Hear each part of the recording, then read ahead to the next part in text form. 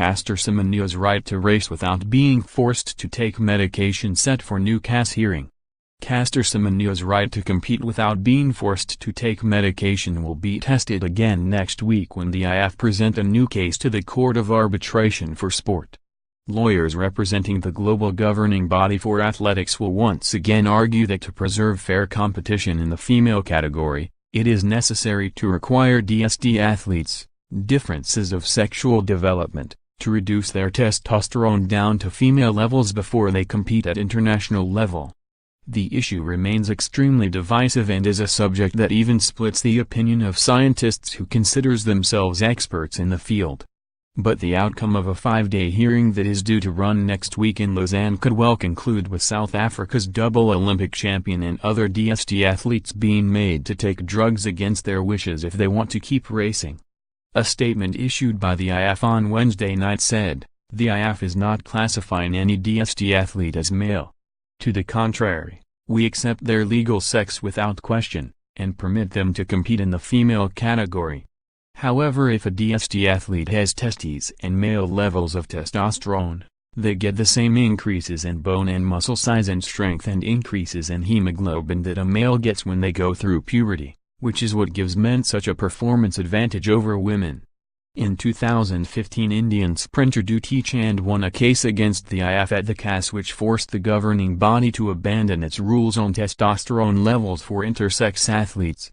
And last year the United Nations Human Rights Special Procedures Body said such regulations would contravene international human right. On Wednesday, Jonathan Taylor, the IAAF's London-based lawyer, nevertheless told The Times that a defeat for the IAAF next week would be a serious blow to women athletes with normal female levels of testosterone.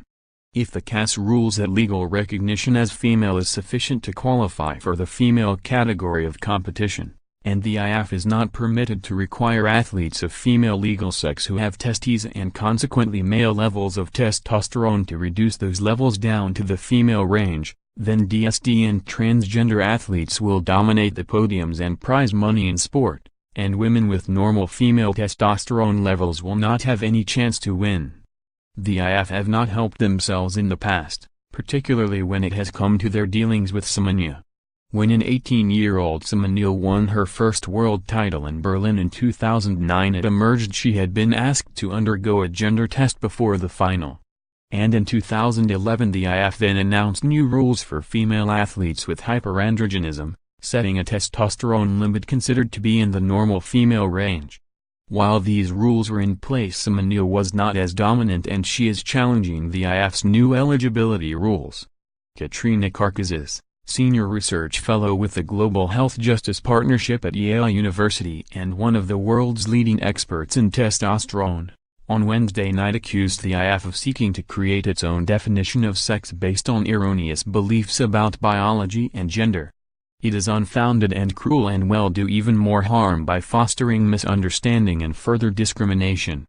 They also claim that higher testosterone levels confer a performance advantage, so they need to provide causal data showing a performance difference and the magnitude of any difference.